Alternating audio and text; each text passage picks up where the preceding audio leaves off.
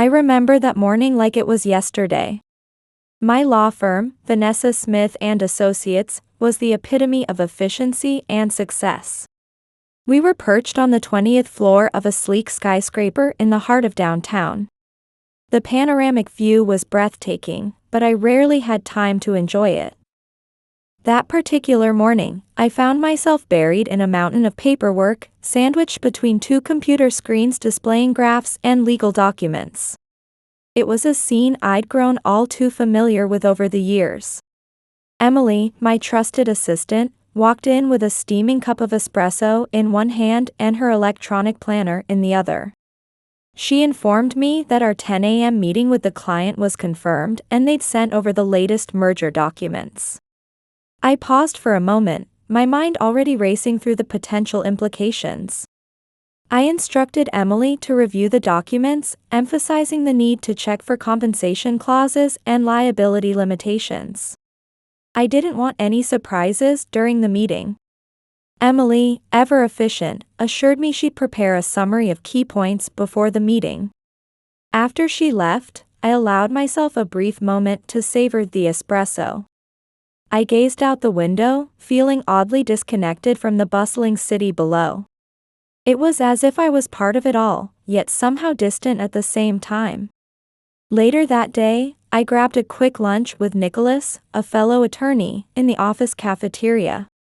As we munched on ham and cheese sandwiches, Nicholas brought up the recent bill that was finally about to pass after years of congressional gridlock. He was clearly excited, seeing it as a significant victory. I set my sandwich aside, feeling a familiar sense of unease creep in. "Yes, I saw it," I replied. "It's a welcome change, but sometimes I wonder if our work is really making a difference out there in the real world." Nicholas looked at me, surprise evident in his eyes. He reassured me, saying I was one of the most competent lawyers he knew and that I was undoubtedly making an impact, even if it wasn't always visible on a daily basis. But he also admitted to sometimes wondering if there was something more tangible, more hands-on that we could be doing. Our conversation was interrupted by a notification on my smartphone, a reminder for the upcoming meeting. I quickly thanked Nicholas, acknowledging how thought-provoking our chat had been, and hurried back to prepare. As I walked back to my office, my mind was racing with thoughts from our conversation. I felt a growing desire to connect my work more deeply with personal impact.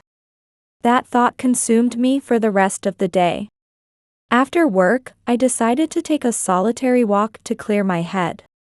My office wasn't far from home, and the city streets were alive with people absorbed in their routines. I blended into the flow, yet felt like an observer, pondering the hidden stories and struggles behind each unfamiliar face. When I finally returned home, I was struck by the stark contrast between the bustling city and my own living space. My apartment was in one of the most coveted areas of the city, a refined and modern sanctuary. It reflected my personality, organized, stylish, filled with contemporary art pieces I'd passionately collected over the years. But that night, amidst the perfectly curated rooms, I felt a twinge of emptiness.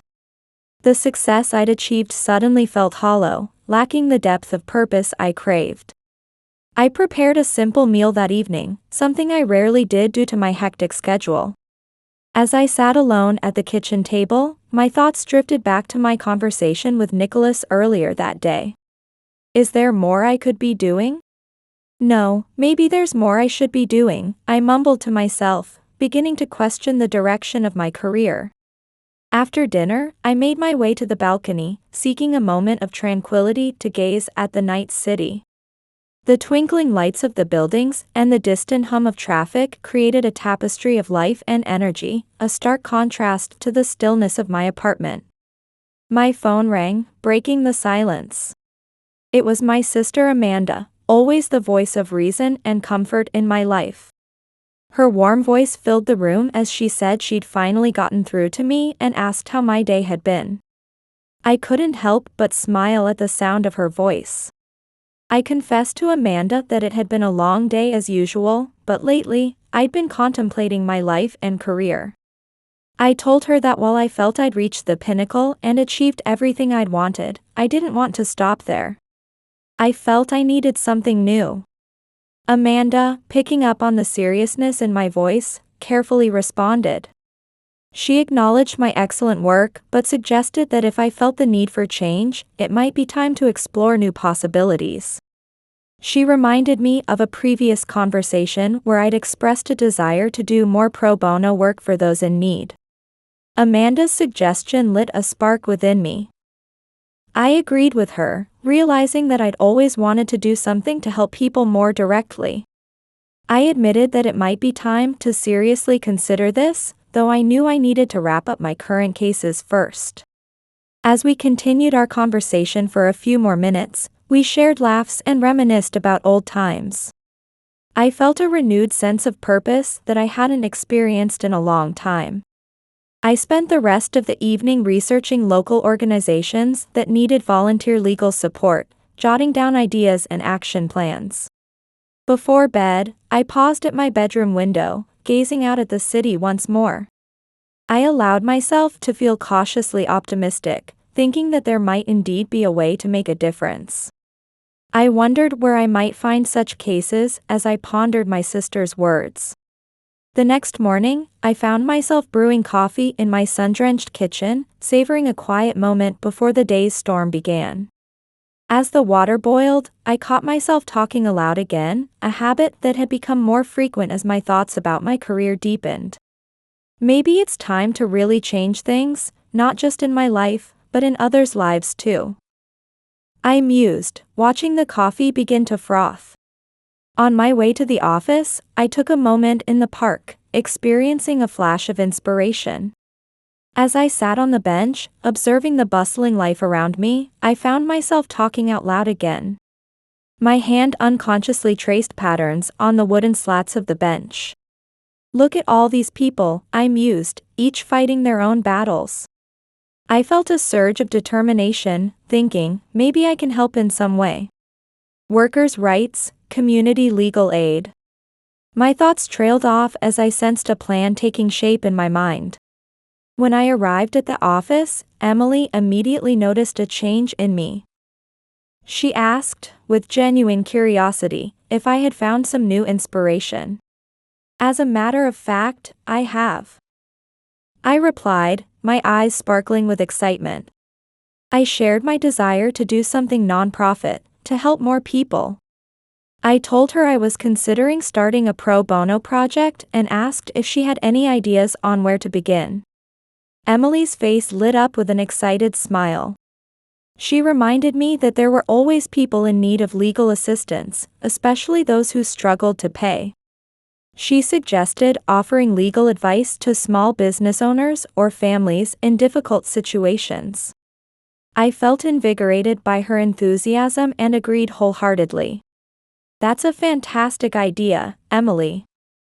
I said, let's look into local organizations that could connect us with these people. We need a direct link to those in need. During lunch, I shared my ideas with Nicholas, seeking his opinion and support. In the quiet cafe, I explained my thoughts and plans in detail. I expressed my desire to use my experience to help more people, but in a more personal and direct way. Nicholas listened intently, taking a sip of his coffee before responding enthusiastically. He told me it was a wonderful idea and that my skills and dedication could truly change many lives. He suggested starting with individual consultations, perhaps offering free legal advice once a month. Nicholas even offered to help, which touched me deeply. I smiled gratefully. That's perfect, Nicholas.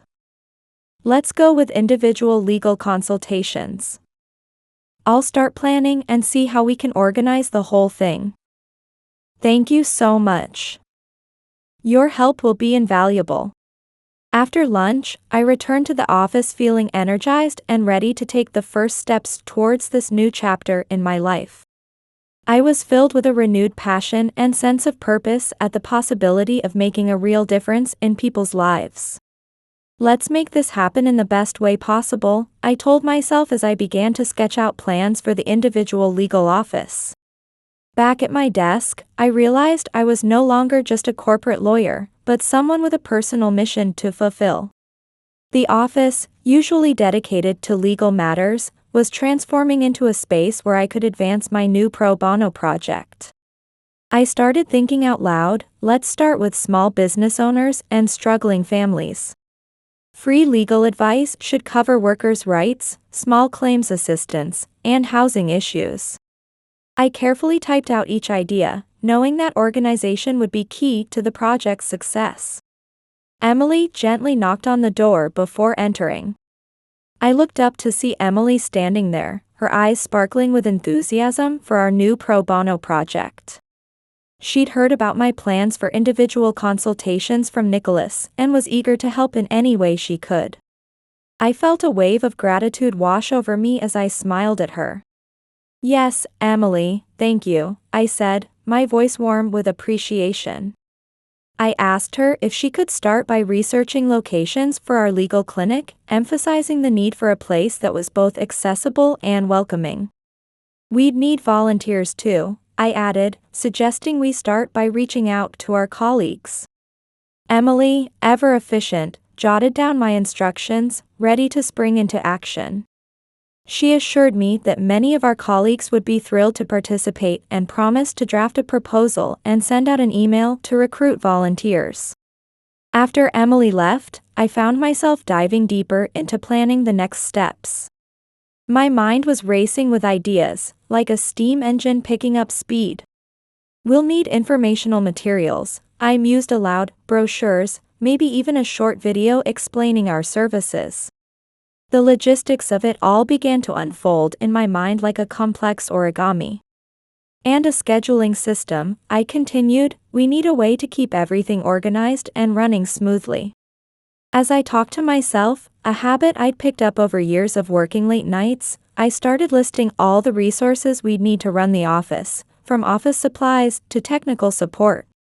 It felt like I was putting together a giant jigsaw puzzle, each piece crucial to the bigger picture. "A robust case management system is a must," I noted, "something all our volunteers can access easily." The importance of training suddenly hit me like a bolt of lightning. "Of course, we'll need to train everyone to ensure we're all providing the best support possible." I worked tirelessly throughout the day, my focus unwavering. The office gradually darkened around me as I remained glued to my laptop, the glow of the screen illuminating my determined face. When I finally came up for air, I realized the sun had already set. "Well, this is step one," I said to myself, looking at the initial plans I drafted. A mix of excitement and trepidation bubbled up inside me. The real work begins now. It won't be easy to put this into action, but we'll take it one step at a time. I stood up to stretch, my muscles protesting after hours of sitting. As I walked to the window, gazing out at the city lights, I whispered, "This will make a difference. It has to." I closed my laptop, feeling in my bones that this day marked the beginning of a significant journey, not just for me, but for all the people we hope to help through our pro bono project. As the sky deepened into twilight hues, I decided to call it a day. My mind was still buzzing with ideas about how to make a bigger impact on society. As I chose a different route home, one that would take me through a park. It was a small escape from the usual hustle and bustle, a chance to clear my head. As I walked through the park, my attention was suddenly drawn to a woman standing near a trash can. There was something in her demeanor, a sense of desperation that caught my eye. As I got closer, I noticed she had a new-looking stroller with her, in perfect condition. Confusion and curiosity mingled within me as I watched her attempt to discard the stroller in the trash. The woman let out a sigh that seemed to carry the weight of the world, and finally dumped the stroller into the bin. Without thinking, I called out to her, "Wait. What are you doing with that stroller?" The woman turned, startled by my voice, and I could see her eyes were red and swollen from crying. For a moment, we just stared at each other, sharing a heavy silence filled with unspoken understanding. Finally, she spoke, her voice barely above a whisper and filled with despair. She told me she had no choice, that her will didn't matter anymore. It's not what it looks like, she added, I just can't do it anymore. I want to take care of it, but I can't. I approached the woman, my heart a mixture of compassion and confusion. Why are you throwing away this stroller? I asked gently, maybe I can help. I'm Vanessa, and I'm a lawyer. The woman hesitated, her face a canvas of conflicting emotions, hope and fear battling for dominance. She introduced herself as Maria, her voice trembling with a pain that seemed to emanate from her very soul. She explained that it wasn't about the stroller, but what was inside it, her shame palpable in every word. I felt myself being drawn completely into the gravity of the moment. My eyes darted back to the trash can, my heart suddenly racing with an unexpected anxiety. What do you mean, what's inside? I asked, my voice barely above a whisper, what's in the stroller? Maria, tears now flowing freely, simply nodded towards the bin. I approached the trash can, a strange cocktail of professional duty and human concern coursing through my veins.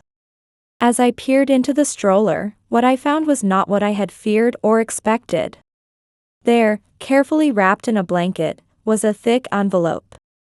I picked it up, curiosity mingling with a growing sense of unease. Can you tell me what this is? I asked Maria, holding the envelope from the stroller. Maria swallowed hard, struggling to find the words. She explained that these were court documents, officially barring her from seeing her son and granting full custody to the father. The pain and despair in her voice cut through me like a knife. She went on to say that her ex-husband had lied, convincing the judge that she couldn't support their son financially. I didn't have the resources to fight him, she added, her words heavy with defeat. Anger flared within me as I listened to her story. I carefully opened the envelope and pulled out the documents inside. As I read through the court order and the claims made against Maria, each word strengthened my resolve to help her. Maria, I said, my voice firm but gentle, these documents may seem final, but there are still options. We can take legal action, we can appeal. My mind was already racing with potential legal strategies. Maria looked at me, tears in her eyes, but a tiny glimmer of hope now visible. She asked if it was really possible, explaining that she had no money for a lawyer and her ex had so much power and resources. Her hope, she said, was almost non-existent. I tucked the documents back into the envelope, clutching it tightly. Maria, I said with determination, I will help you. It won't be easy, and it may take time, but I promise you, I will do everything in my power for your son. The air around us was thick with tension and anxiety, but an unspoken connection had formed between us. I knew this battle would be difficult, but the unfairness of the situation had ignited a fire of determination within me. As I asked questions and took notes, I understood the legal and emotional challenges that lay ahead, but I was ready to face them. Here, in the heart of the city, under the cover of night, a new fight for justice was about to begin. As night descended upon the park, enveloping Maria and me in a veil of shadows, the last colors of twilight faded from the horizon. The bench they sat on became a temporary sanctuary, a place where Maria's story could be told and heard with the attention it deserved. Maria continued her story, her voice now steadier but still laden with emotion. She explained that after they separated, her ex-husband, Douglas, began making all sorts of accusations against her, despite her never having wronged him. He claimed she was financially unstable and that the environment she provided wasn't suitable for their son, she told me. But that wasn't true, she insisted, her voice filled with a mother's conviction. She had always done her best for her son. I nodded, absorbing every detail Maria shared. We needed to gather evidence to refute her ex-husband's accusations, I explained. Anything that could prove she was a capable and loving mother would be helpful, receipts, testimonies, you name it.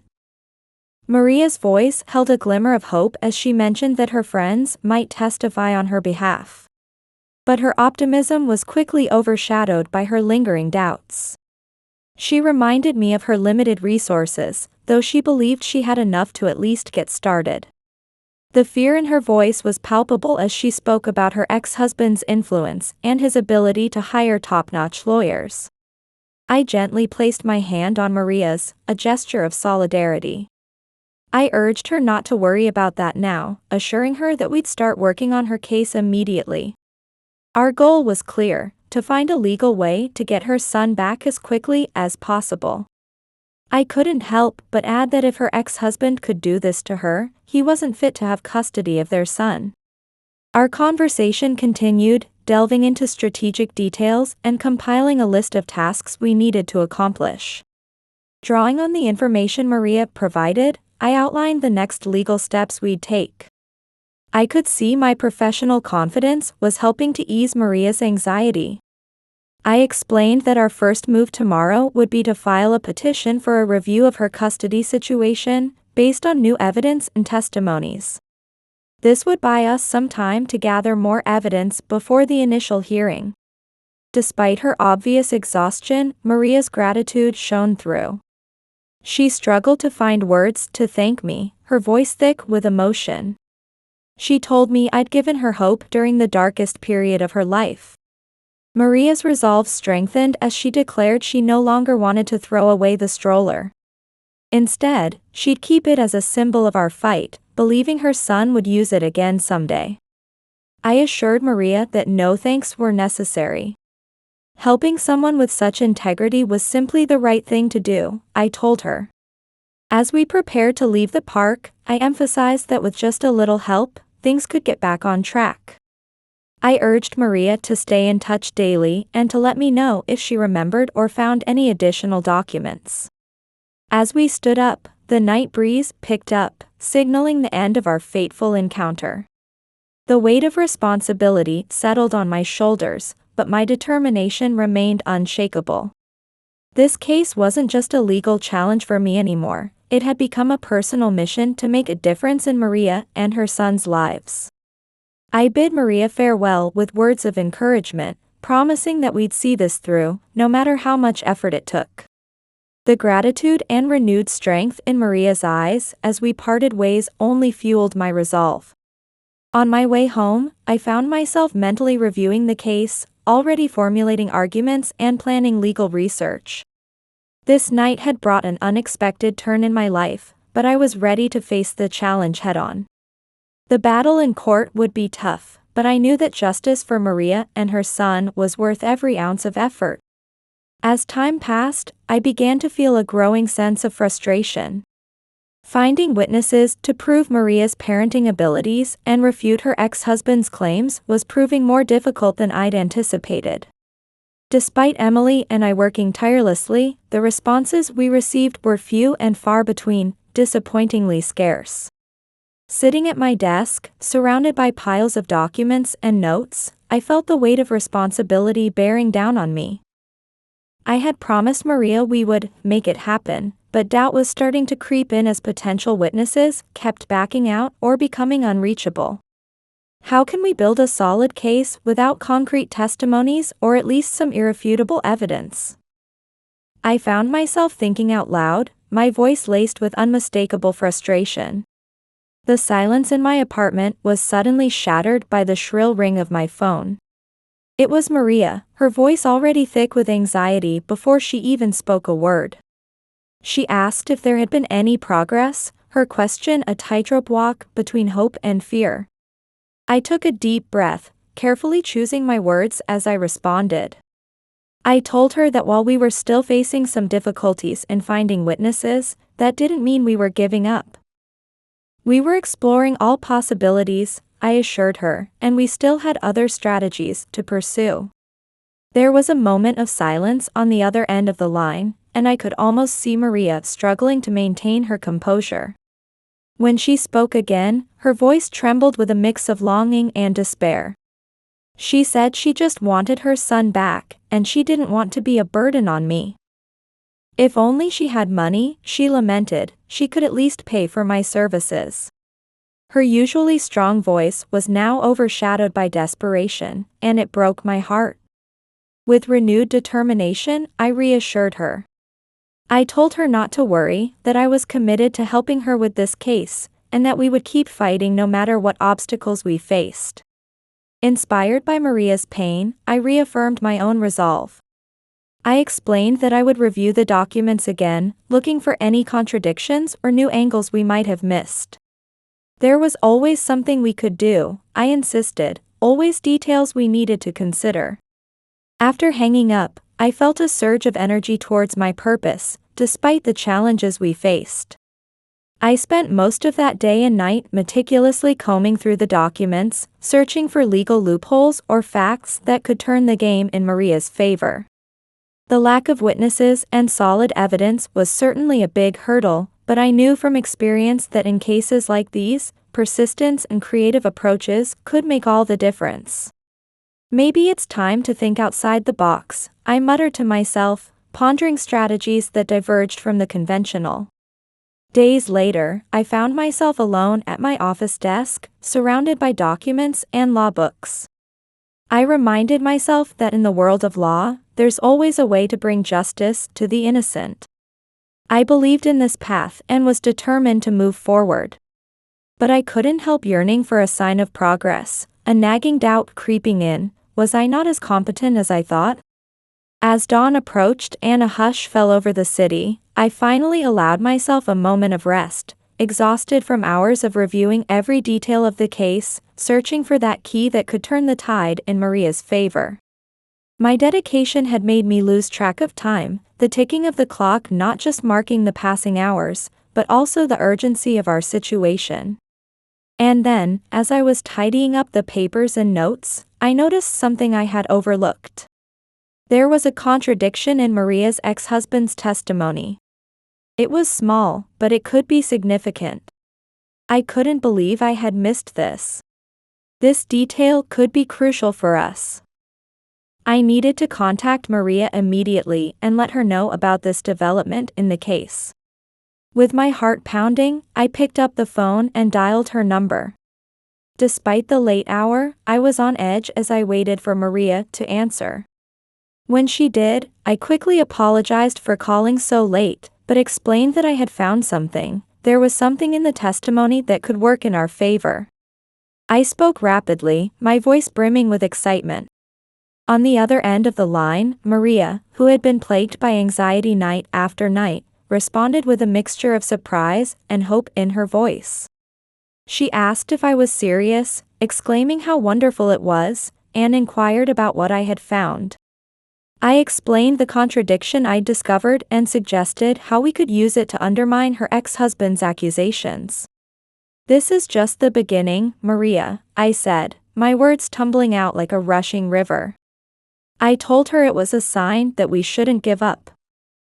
I proposed that we dig deeper tomorrow and figure out how to make the most of this opportunity. Maria was thrilled by the news, her voice reinvigorated and filled with gratitude. I could hear her voice trembling with thankfulness as she spoke. She said she didn't know what she would have done without me, thanking me for not abandoning her and her son. She expressed hope that someday she'd be able to repay this debt. The next day, buoyed by the previous night's breakthrough, I started my day with renewed determination. As I worked, I pondered the significance of this fight, not just for Maria and her son, but for myself as well. I've never had a case that's tested my abilities quite like this before, I mused to myself. I reflected that perhaps Maria's appearance in my life, regardless of the reason, was a salvation from my monotonous path. I realized I had become more than just a lawyer, I was now a champion of justice. By lunchtime, I had completed the petition for the case and was ready to submit it to the court. I called Maria again to inform her of the next steps and reaffirm my commitment to fight until the end. "Maria, today is a big day," I explained, my voice a mix of optimism and determination. I told her I was submitting an application to reopen the case based on the new evidence. I expressed my confidence that we really had a chance to turn the situation in our favor. Maria listened intently on the other end of the line, absorbing every word. She assured me she was there with me, together in this fight. She confessed that she was starting to believe we might actually win. Hope was blossoming in Maria's heart once again.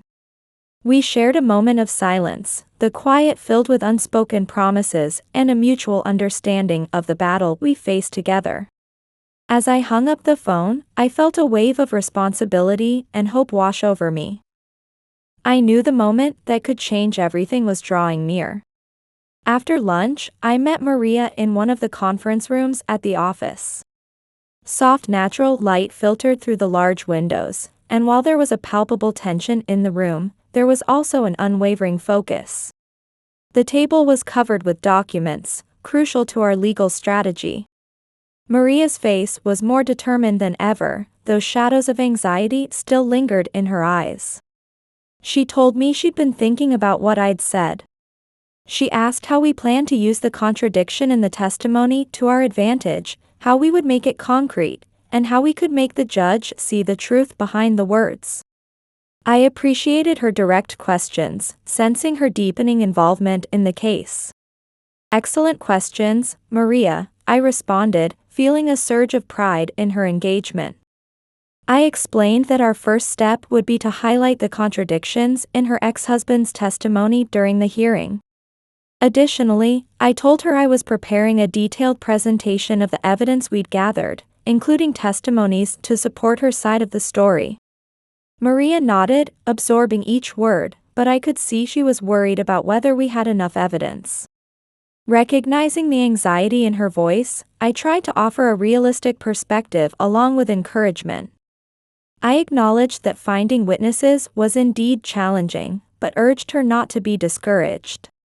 I reassured her that our case had potential even without witnesses, and that the most important factor was Maria herself.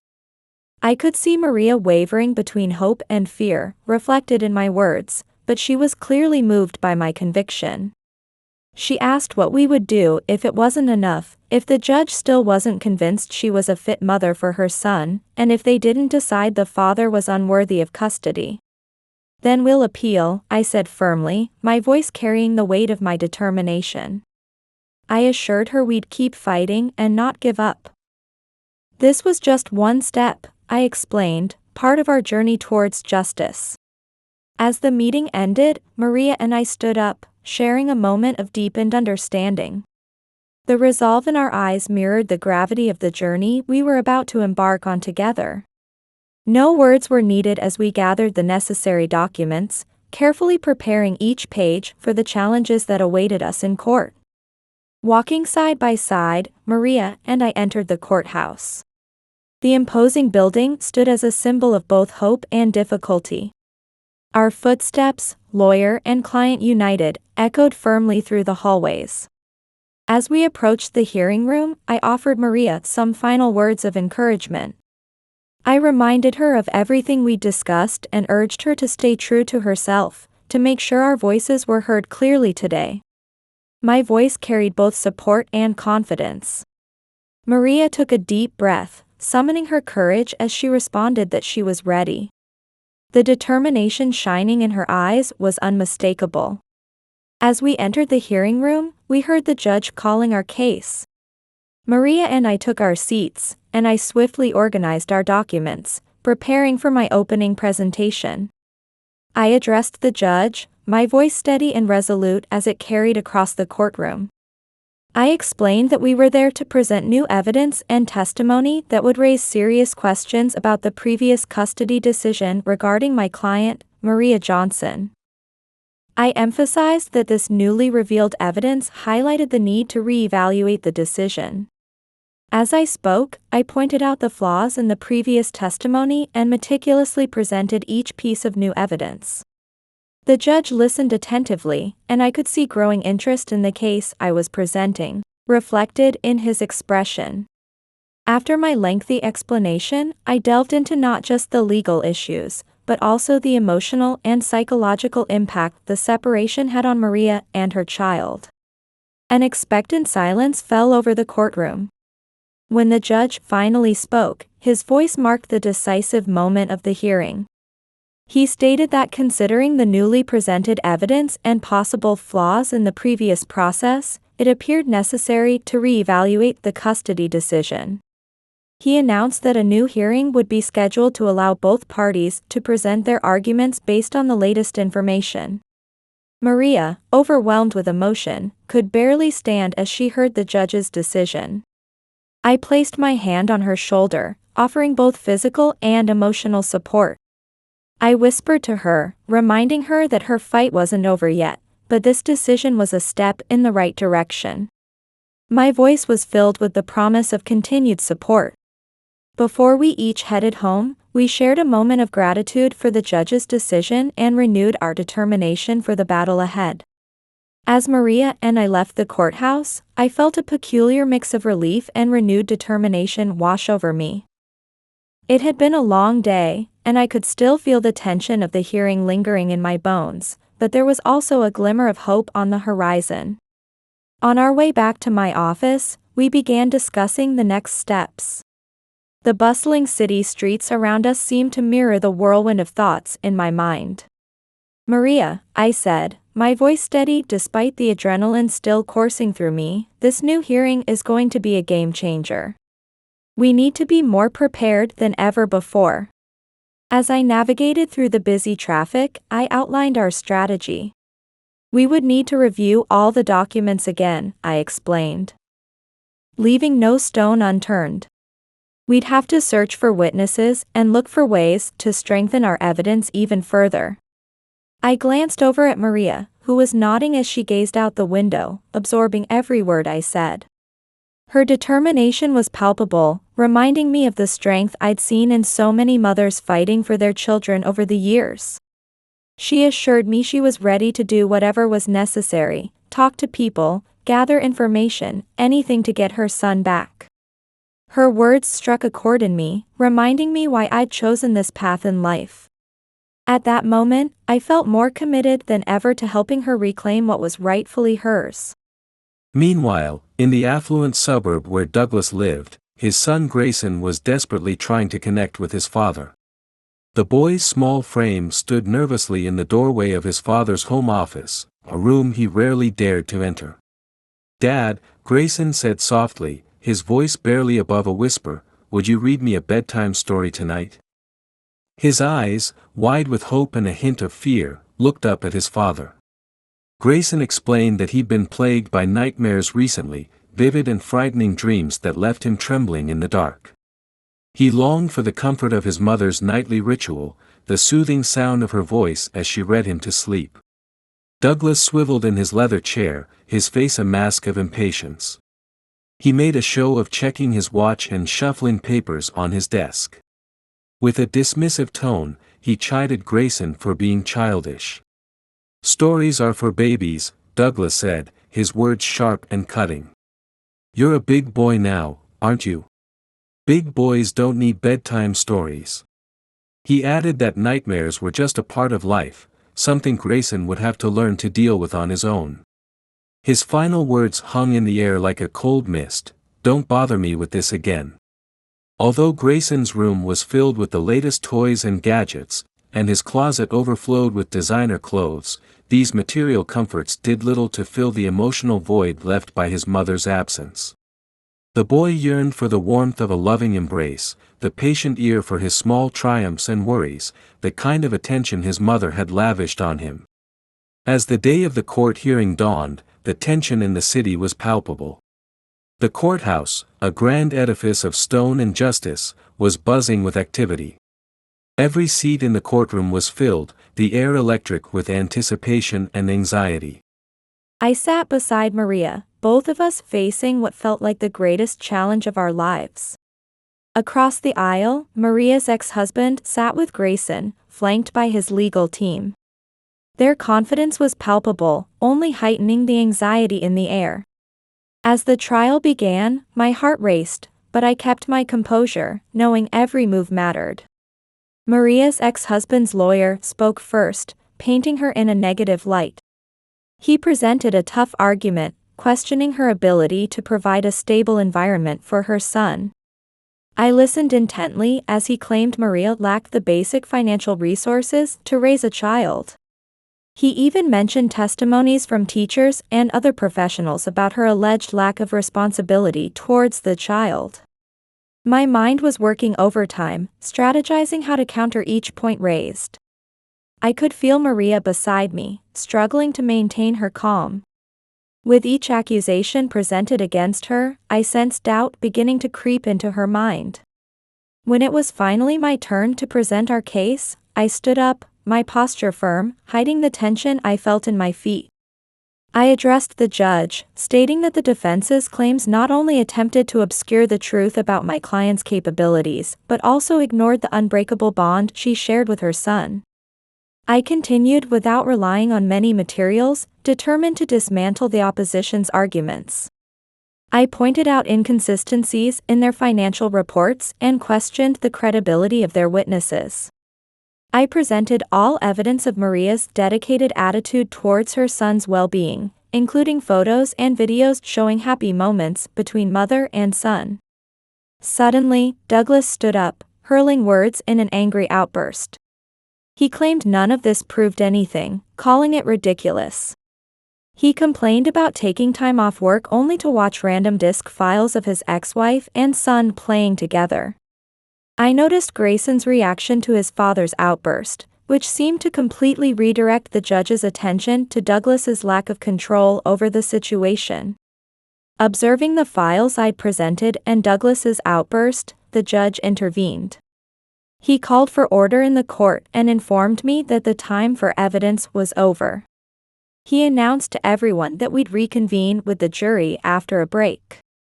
As the courtroom emptied within minutes, Maria turned to me, her voice filled with uncertainty. She whispered that everything seemed to be against us, that our case had no hope. She reminded me that she'd told me her ex-husband had the power to get out of this situation.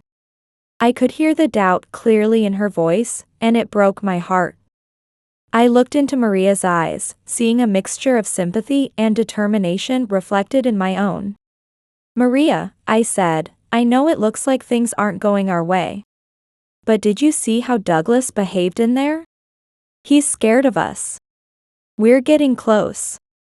I assured her I had a plan, and we needed to be ready to present it as soon as the trial resumed. Maria nodded, drawing strength from my confidence. Together, we reviewed our notes, discussing possible adjustments to our approach for the next session. "We're going back into that courtroom now," I declared, "and we're going back stronger. I believe in the power of justice, and I believe it will protect us. Let's go." My voice carried the confidence of our rebuilt arguments, ready to persuade the jury. As the court reconvened after the break, the air was thick with anticipation. I had our new strategy firmly in mind, preparing for a final argument that could potentially turn the game in Maria's favor. Beside me, Maria sat with her fingers intertwined, hands clasped in silent prayer. She was hoping against hope. I began my closing argument with a clear, calm, yet emotion-filled voice. "Your Honor, members of the jury," I started, "I ask you to consider for a moment what's really at stake here. This isn't just about legal documents or financial disputes. At the heart of this case is a child's future and the unbreakable bond between a mother and her son." I continued, emphasizing each moment of joy and sacrifice Maria had made for her son's well-being. I presented not just concrete evidence of Maria's capabilities as a mother, but also revealed the emotional truth behind the case. It was the story of a mother fighting tirelessly to be by her son's side. The question before us today, I argued, is not whether Maria Johnson can provide an adequate home for her son. She has proven that beyond any reasonable doubt. The real question is whether we will allow legal battles to rob a child of his mother's love and care. I concluded with a final appeal that I hoped would touch the hearts of everyone present. After my conclusion, the courtroom fell silent. It was a silence that spoke volumes. The jurors exchanged glances, the weight of the decision they had to make bearing down on them. After what seemed like an eternity, the jury retired to deliberate. Maria and I waited, the tension in the air almost palpable. Time crawled by, each second stretching into what felt like hours. Finally, the jury returned, their faces unreadable. The verdict was read out. Maria Johnson was to be granted full custody of her son. A collective sigh of relief and surprise filled the room. I watched as Maria covered her face with her hands, tears of joy seeping through her fingers. I couldn't help but smile triumphantly as I put a comforting arm around her shoulders. The judge began to formally announce the decision with all the authority of his position. He ordered that custody of Maria Johnson's son be immediately returned to her, based on the jury's decision. He also mandated additional measures to ensure a smooth transition of custody and the continued welfare of the child. As the judge delivered his final judgment, Maria lifted her face, her eyes glistening with tears. Beside her, I shared in her joy, knowing we had faced unimaginable difficulties together and emerged victorious. Across the aisle, Douglas was seething with anger at his defeat. His plan to take the son away from his mother had failed. Grayson, though not fully understanding what was happening, sensed it was something good for him as he saw his mother smiling. He ran over and threw his arms around Maria. The child said he had missed their hugs. Maria responded with a smile, calling him her little prince and promising many more hugs to come. In the days following our court victory, I found myself inspired by a vision of a new future. I was particularly excited about a project for my own law firm that would handle pro bono cases. I had someone specific in mind to collaborate with on this project. On a sunny afternoon, I invited Maria to a cafe, setting up a meeting that would mark the beginning of a new chapter for both of us. In the cozy cafe, I began to speak to Maria, feeling a wave of emotions wash over me. I told her she knew how much her case had affected me, teaching me about the great need for legal support. Holding my cup with both hands, I explained that this had sparked a project I was truly passionate about starting. Maria leaned forward, curious but a bit apprehensive, and asked what kind of project I meant. My eyes lit up as I answered that I was planning to open my own law firm. I explained that it would be a place where people facing legal battles without sufficient resources, like she had been, could receive support. I told her I wanted her to be part of this project. Maria was surprised by the proposal and was momentarily at a loss for words. She pointed out that she wasn't a lawyer and asked how she could help. I smiled, as if I had anticipated this question.